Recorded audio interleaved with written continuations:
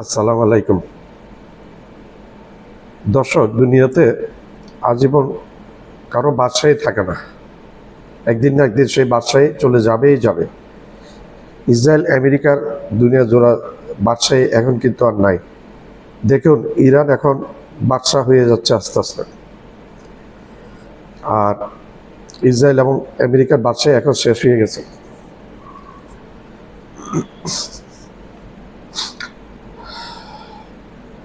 J-10 এবং J-20 মতো বিমান ফাইটার প্লেন ইরান চীন থেকে নিয়েছে 40টার মতো। ইরান পেয়েছে, এবং রাশিয়া থেকেও ফাইটার প্লেন ইরান পেয়েছে।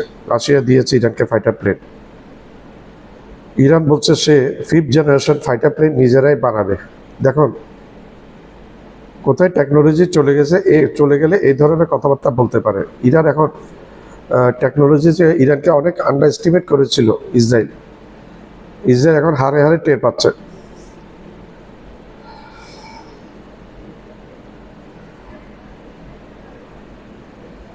ইরান তো বলছে Iran 5th generation fighter plane নিজেরাই বানাবে।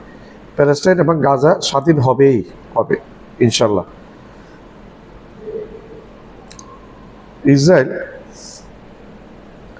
এখন অসুবিধায় পড়ে গেছে। ইরান বলছে এখন থেকে যুদ্ধবিরতি সেটা আমরাই কায়েম করব, সিজ ফায়ারটা আমরাই করব, আমাদের যখন ইচ্ছা তখন করব।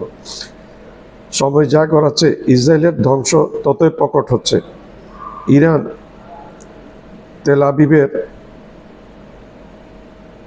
সেনাঘাঁটি শেষ করে দিয়েছে, মোসাদের হেডকোয়ার্টার শেষ করে দিয়েছে, ব্যাংক শেষ করে দিয়েছে, মেন জায়গাগুলো ইরান মিসাইল দ্বারা শেষ করে দিয়েছে।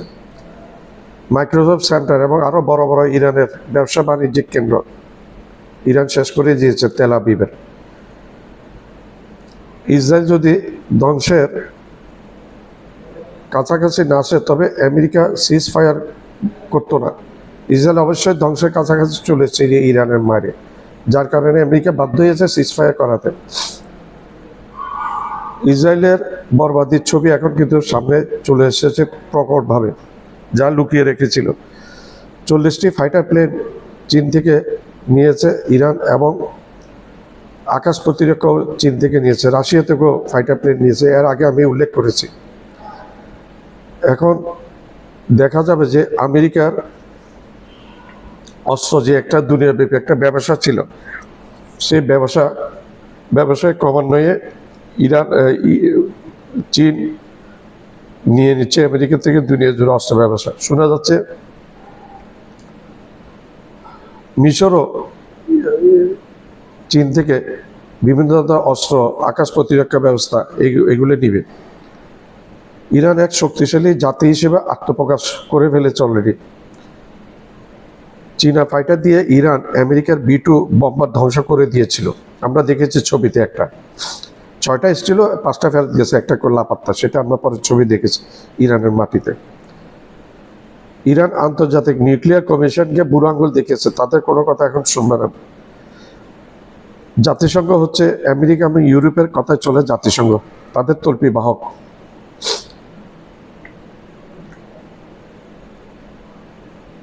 গাজাকে যখন ধ্বংস করেছিল ইসরায়েল, তখন জাতিসংঘ চুপ করেছিল ইউরোপ, চুপ করেছিল আমেরিকা।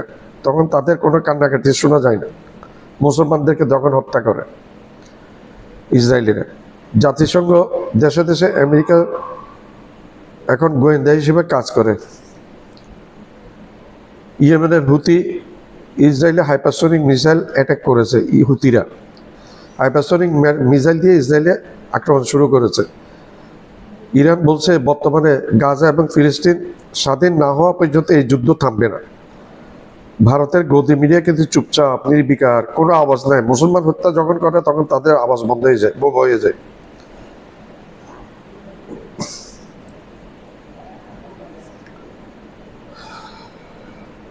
ইয়েমেন বলছে ইসরায়েলের জন্য কোনো অস্ত্রবাহী জাহাজ লোহিত সাগর দিয়ে তারা যেতে দিবে না, তারা যে কোনো মূল্যে ধ্বংস করে দিবে।